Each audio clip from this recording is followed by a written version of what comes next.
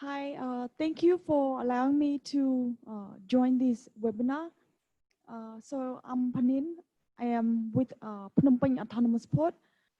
Please let me go straight to my presentation.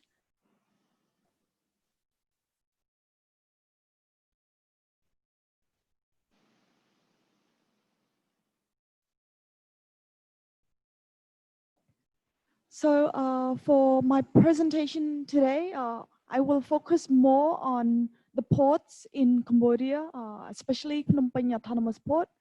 So in Cambodia, we have only two international ports.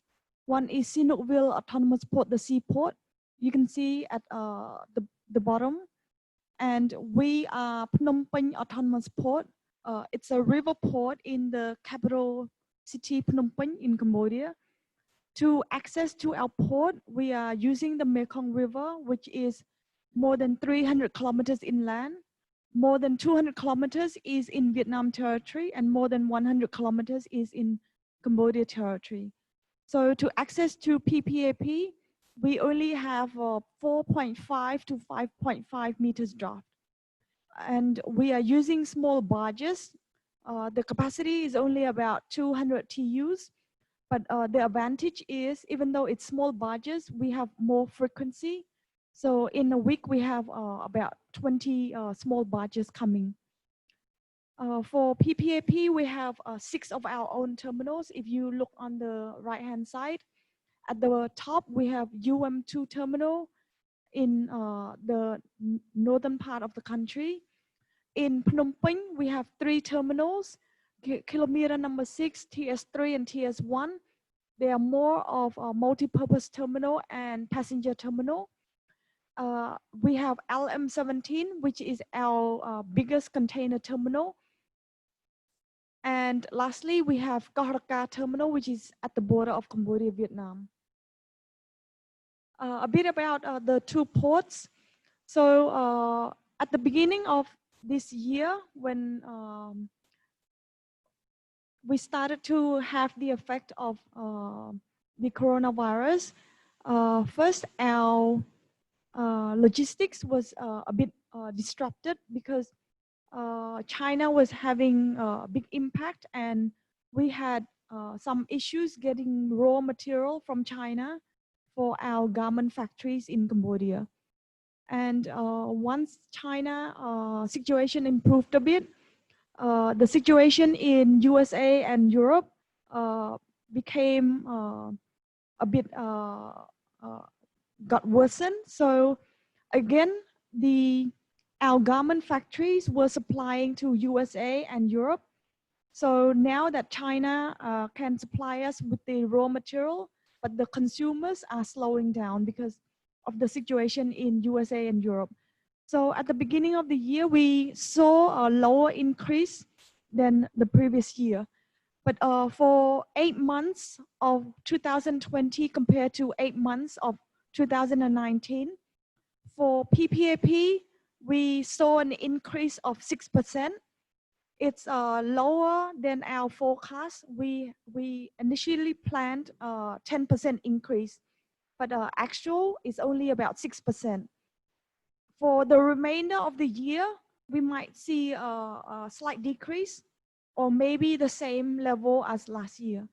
As for Sinukville Autonomous Port, they had planned for 7% increase compared to 2019. For the actual of 2020 for 8 months, they have a small decrease of about 2%. So I think for Cambodia and for the 2 ports, given we are smaller ports compared to other ports in the region, we can say that our volume is small, and so our the effect is also smaller than the other ports. For our future plans, so we are hopeful that once the situation improves, consumption will pick up again, and we actually have some development plans.